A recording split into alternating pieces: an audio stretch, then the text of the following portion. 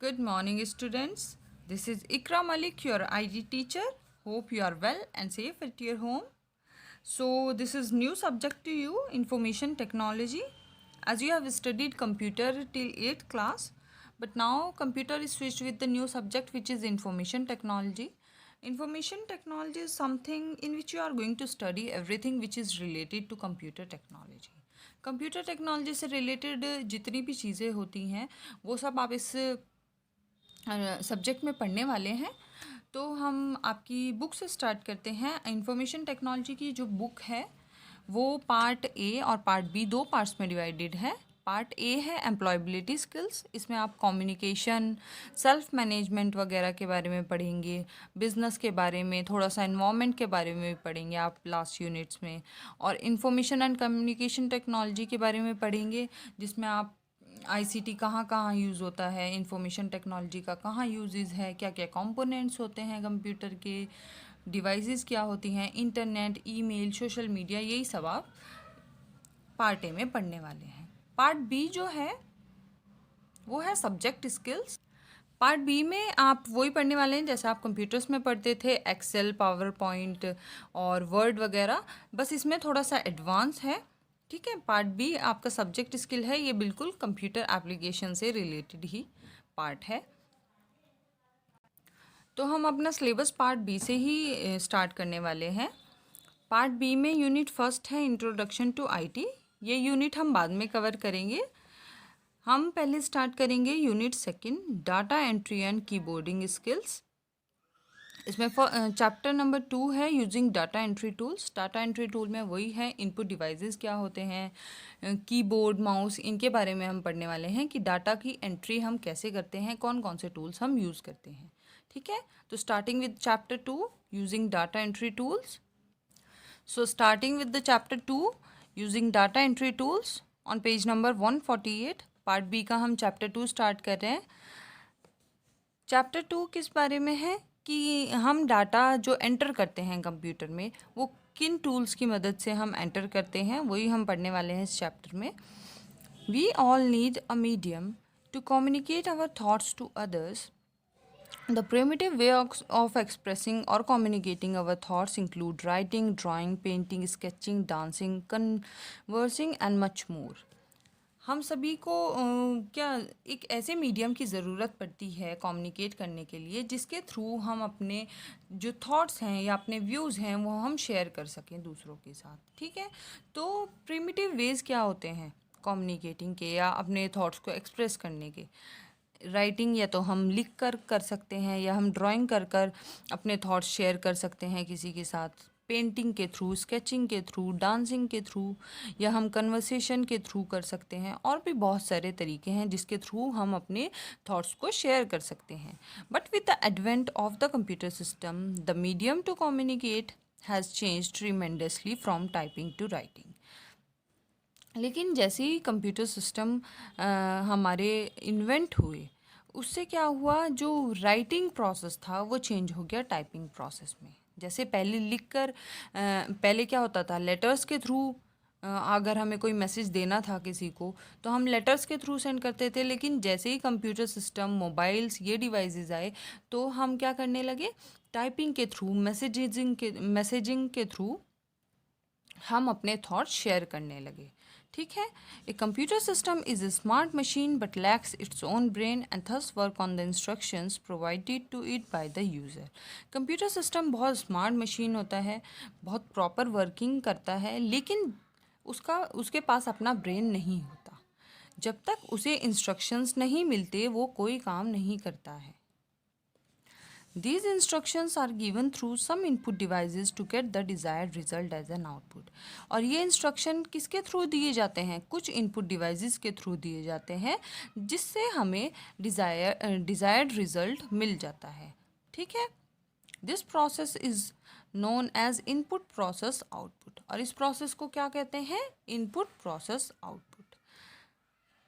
There are many input devices available in the market such as the mouse, keyboard, touch screen, light pen, etc. But the most commonly used is the keyboard. बहुत सारी devices available होती हैं market में, जो input devices होती हैं, जैसे mouse हो गया, कीबोर्ड हो गया, टच स्क्रीन हो गई, लाइट पेन, ये सब क्या है, इनपुट डिवाइसेस हैं। लेकिन जो most commonly used input device होता है वो होता है कीबोर्ड। नेक्स्ट टॉपिक कीबोर्ड के बारे में ही बताया गया है। नेक्स्ट टॉपिक है keyboard and keyboarding skills. Keyboard is the basic input unit that is used to enter data by pressing keys. Keyboard क्या है, एक बेसिक इनपुट यूनिट है जिसमें एंटर कैसे करते हैं डाटा, बाय प्रेसिंग कीज। हम कीज प्रेस करते हैं तो हमारी डाटा एंटर होती रहती है। It has different set of keys for letters, numbers, characters and functions. और इसमें अलग अलग सेट होती हैं कीज़ की, जो नंबर्स को रिप्रेजेंट करती हैं, कैरेक्टर्स को रिप्रेजेंट करती हैं या फंक्शंस को रिप्रेजेंट करती हैं। वो अभी हम आगे पढ़ेंगे तो आपको अच्छे से समझ आ जाएगा। क्वेटी keyboard is the most commonly use keyboard to enter data.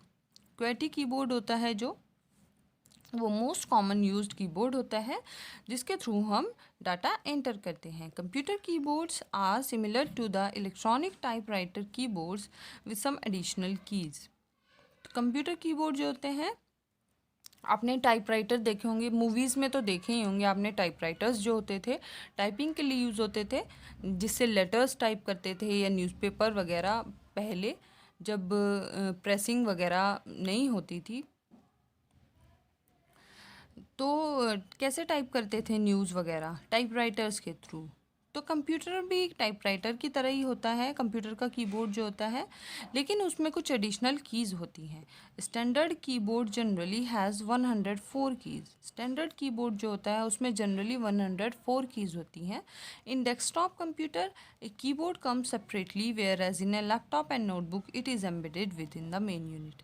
Desktop computers जो होते हैं, जो आपके स्कूल्स में मिलते हैं, जो आपका पीसी है, उसमें क्या होता है, कीबोर्ड अलग आता है, सेपरेटली आता है। लेकिन जो लैपटॉप्स और नोटबुक होते हैं उसमें अटैच्ड आता है स्क्रीन के साथ कीबोर्ड, ठीक है।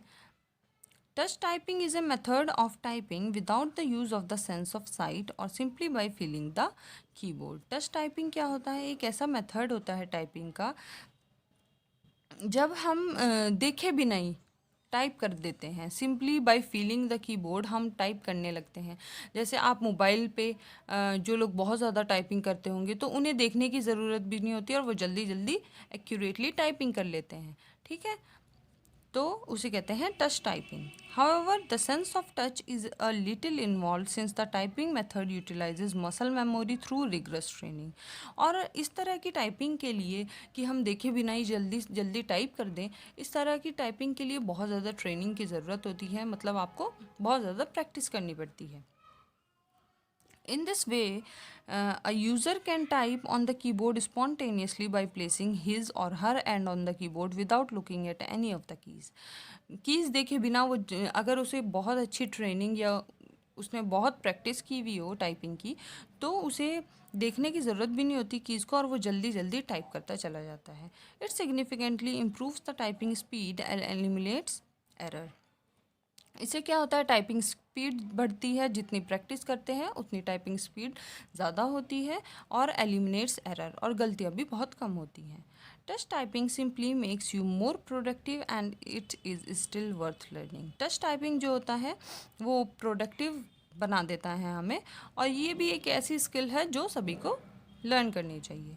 Learning about the computer keyboard and its layout enables you to use it effectively when you work on any type of computer application.